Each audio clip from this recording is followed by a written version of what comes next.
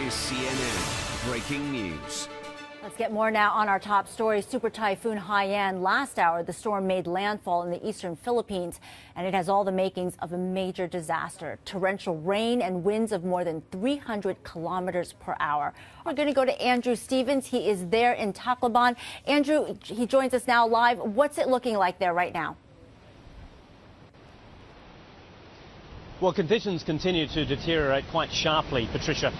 We are still, according to estimates of the storm chaser James Reynolds, who's a frequent visitor on our show, of course, who's with us here, we're probably about an hour or so away from the actual full brunt of the storm. But at the moment, it is significant gusts. We're quite well protected where we're standing at the moment, but looking out across the city behind us, we can see, I'm starting to see loose iron starting to be taken off roofs, things like that. So it continues to build. This is at the high end of a Category 5 storm. That's what we're being told.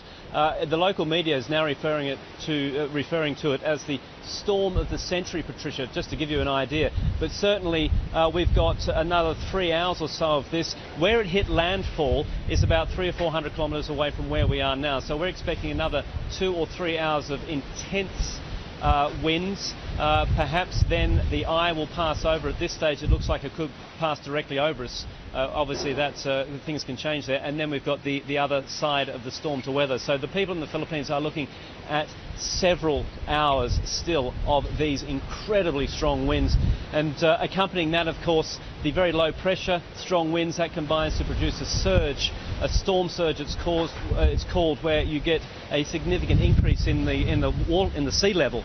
So that is obviously a real concern as well. This is quite a low-lying city, and along the coast you see a lot of dwellings, of houses right hard up against the sea all the way along. So the question is, have they been evacuated? There has been evacuations. Whether there were enough, whether people realised the severity of what was about to hit them, we don't know yet.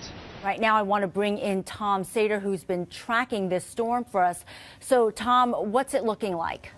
Well, conditions are going to continue to deteriorate, not only where Andrew is, but, you know, for the next 25 million people, the next that we'll see this system move from the east to the west. We're looking at a situation, in fact, you can see this is the greatest storm, not only for this year, but this is going to go down in history. Now, there's several elements that you look at with a storm of this size to actually rank them, and we won't know exactly where this would rank in history for maybe some time, but it's easy to say it could be in the top 10, could be in the top 15. We've never seen one this strong and affect such a vulnerable area and a coastline which is defenseless.